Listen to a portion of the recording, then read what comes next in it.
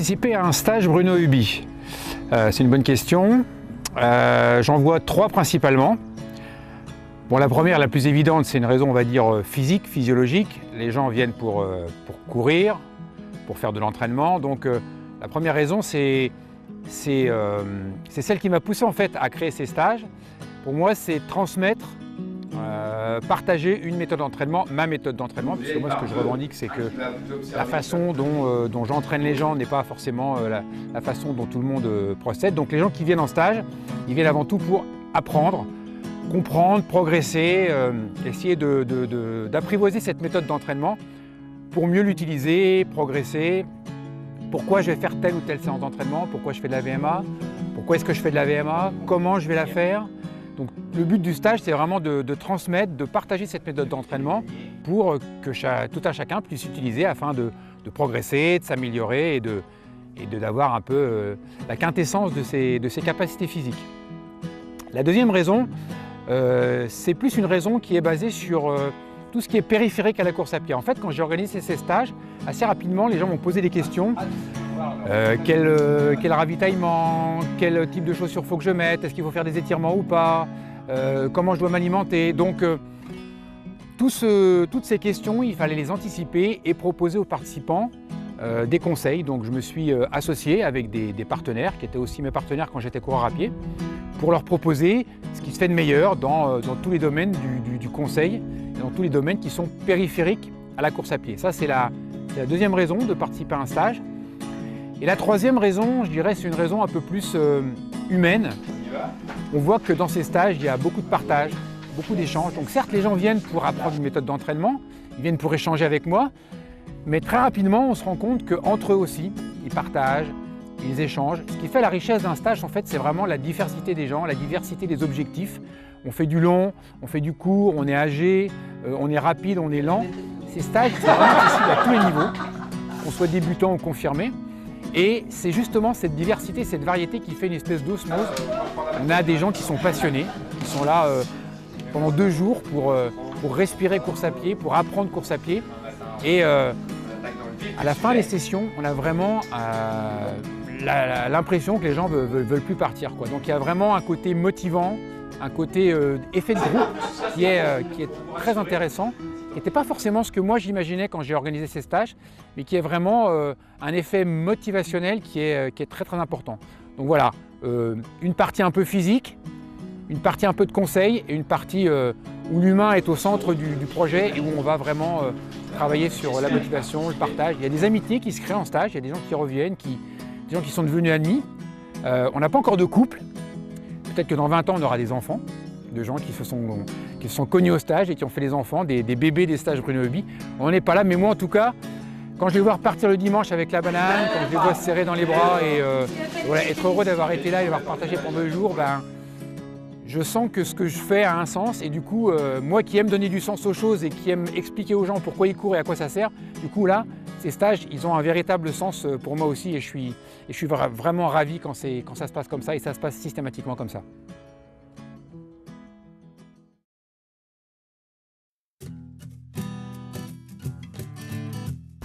Catherine, donc 49 ans, c'est la première fois que je participe à un stage Bruno Huby. Donc j'ai découvert par hasard l'existence de ces stages par les réseaux sociaux. Je cours depuis très longtemps, mais je souhaite aujourd'hui me fixer un objectif, donc courir un semi-marathon à la fin de l'année, l'année de mes 50 ans. Voilà, un objectif ambitieux, mais que j'espère réussir avec tous les conseils que j'ai obtenus grâce à Bruno. Donc c'était un stage très, très convivial avec des gens de niveaux très différents. Donc moi je cours vraiment en amateur, donc j'avais beaucoup à apprendre.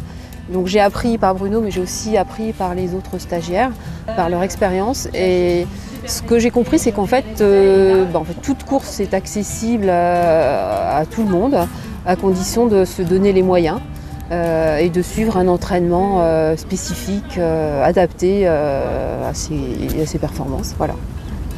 Sandrine, donc j'ai 47 ans. Mon objectif de cette année principale, c'est le trail de la Ronde des Douaniers en Bretagne. C'est un trail de 36 km pour moi, puisque ce sera mon premier trail sur cette distance-là. avec un temps modeste puisque ce sera 4h40. Ce que je recherche, c'est la 3e fois que je viens au stage de Bruno. Mon premier stage c'était il y a 2 ans. Donc j'ai commencé sur une distance de 10 au départ, ensuite un semi-marathon sur route et puis également sur sentier. Et des trails, mais des trails plus petits, de courte distance, 13, 15 ou 16 km. Donc l'intérêt du stage pour moi, c'est déjà relancé, c'est le partage. C'est le partage que ce soit sur des courses longue distance de mes camarades. Clément, 21 ans, je viens de Normandie. Je suis venu au Krebs de Reims pour apprendre à progresser, pour régler les imperfections et améliorer mes performances. Mon objectif, c'est de me qualifier sur les 10 km route au championnat de France qui se passera en octobre à côté du Perpignan et je dois réaliser moins de 35 minutes. Je suis actuellement à 35 minutes 31, donc il y a encore une marge de progression. Je suis venu pour faire des tests de VMA et afin que Bruno voie ce qui ne va pas et améliorer mon potentiel. J'ai vécu une très belle expérience, c'est un stage très enrichissant et je vous recommande de venir ici au Krebs avec Bruno.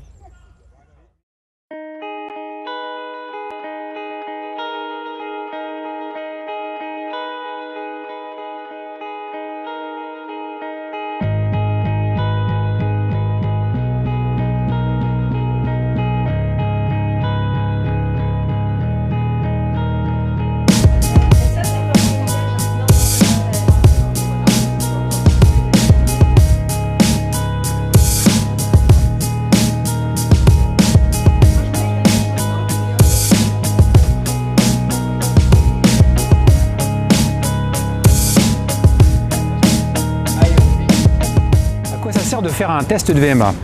Donc un test de VMA, ça sert à évaluer la vitesse maximale aérobie, c'est-à-dire la vitesse à laquelle le coureur va consommer le plus d'oxygène possible.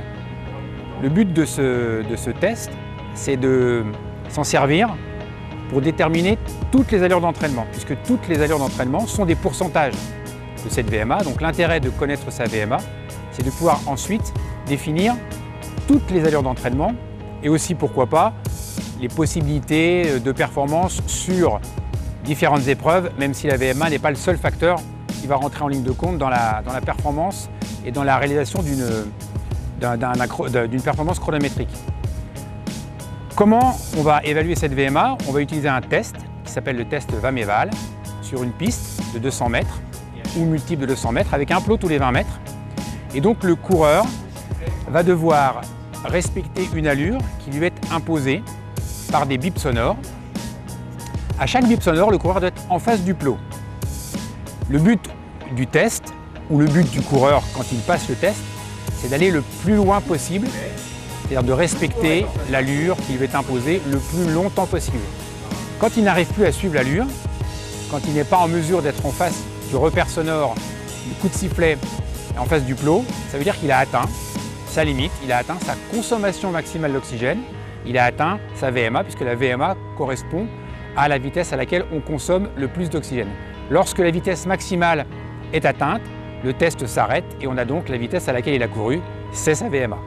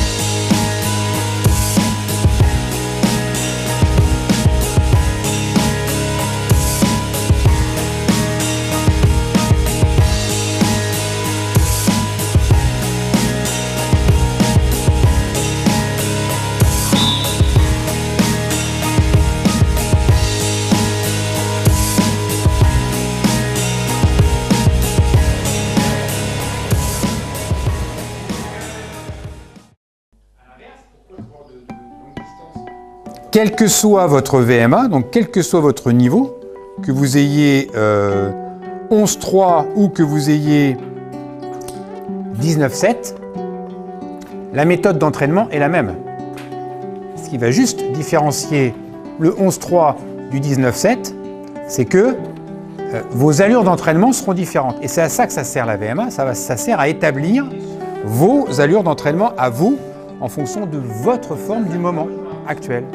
Souvent les gens disent non, je ne suis pas en forme, je ne vais pas faire le test de VMA. Si, il faut faire le test de VMA quand on a décidé de s'entraîner pour avoir les bonnes allures. Et qu'à chaque séance d'entraînement, à chaque flèche que vous tirez, vous mettiez dans le mille. Le samedi après-midi, il y a une deuxième séquence de course. Donc là, comme elle se situe après le test de VMA, c'est une séance qui est axée sur la récupération. Donc la consigne, c'est de faire un footing en allure de confort, tranquillement, profiter du groupe, partager un moment de convivialité, donc courir dans une allure qui est confortable, qui va permettre de récupérer de la séance de VMA, du test de VMA du matin, et puis de profiter aussi des lieux qui sont quand même voilà, très agréables, profiter de partager avec les autres, de discuter. Donc c'est ça la consigne, c'est ne pas forcer, rester en confort d'allure et pouvoir discuter, pouvoir courir tranquillement.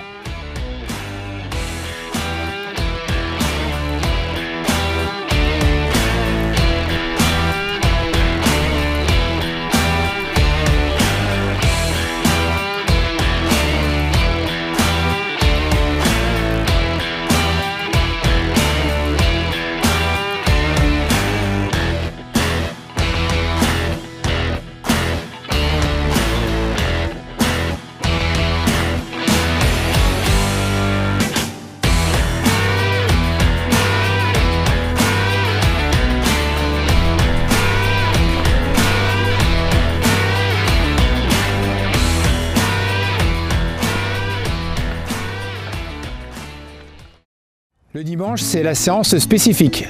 Donc là, c'est eux qui vont construire, qui vont élaborer la séance à partir des données théoriques que je leur aurais fournies dans les jours précédents, dans les sessions théoriques. L'idée, c'est vraiment qu'ils s'approprient l'entraînement, qu'ils comprennent, qu'ils manipulent les données d'entraînement pour pouvoir se les approprier, pour pouvoir mieux les comprendre. Ensuite, ils réalisent la séance d'entraînement qu'ils ont conçue, qu'ils ont élaborée.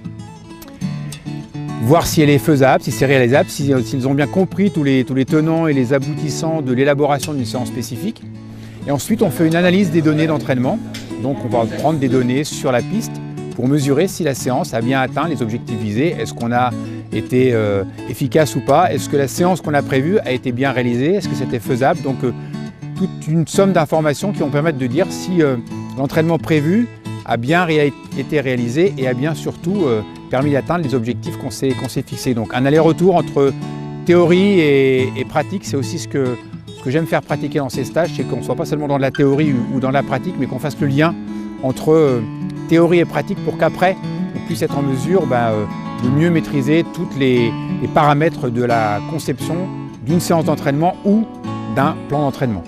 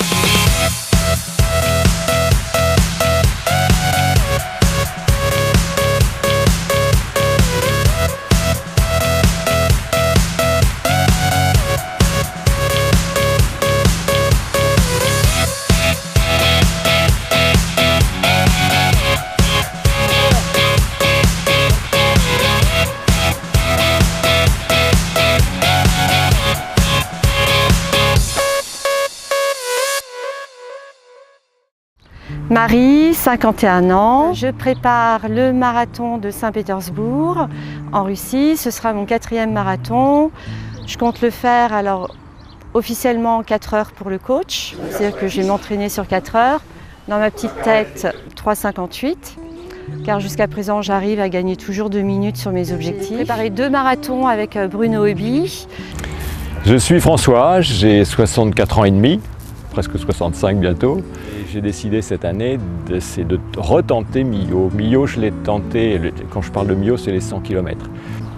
Mauricienne, j'ai 57 ans, je viens de l'île de la Réunion. Je voulais faire le marathon de Beyrouth en 4h13 et jusqu'à maintenant j'avais un peu de mal à atteindre mon objectif. J'ai gagné sur le premier 19 minutes, sur le deuxième 15 minutes. Donc là sur Saint-Pétersbourg, j'espère gagner encore une quinzaine de minutes. Et ça c'est la méthode Bruno Huby, une méthode que j'ai vraiment éprouvée, qui est efficace. La prépa est très dure, ça il faut le savoir. Mais en revanche, la course, c'est du plaisir, elle est facile et en tout cas, c'est ce qui se passe pour moi jusqu'à présent. Je compte beaucoup sur les stages de Bruno pour essayer de bien comprendre comment on fonctionnait, et notamment sur des très grandes distances. Je suis venue faire le stage chez Bruno Huby parce que j'ai vu que pour atteindre cet objectif, il fallait avoir un entraînement bien précis et que jusqu'à maintenant, mes entraînements ne sont pas tout à fait précis, c'est souvent un peu à l'arrache. Donc voilà, et du coup, je me suis inscrite à ce stage. Et j'ai vraiment adoré parce qu'en fait, ça me fait rendre compte que il faut que ça soit réglé comme un papier de musique, j'allais dire. Vraiment, il fallait que ça soit un vrai tempo. Et là, j'ai trouvé ce qu'il me fallait et je pense et j'espère que je ferai mes 4h13 au marathon de Beyrouth. C'est mon 3e stage cette fois-ci. Chaque fois j'apprends plein de trucs, chaque fois c'est des découvertes à la fois de nouvelles notions et puis ça me permet d'assimiler ce que j'ai pas forcément toujours bien compris les premières fois. Ça me permet de rencontrer du monde et de partager des expériences avec les uns, avec les autres et je trouve ça vraiment formidable.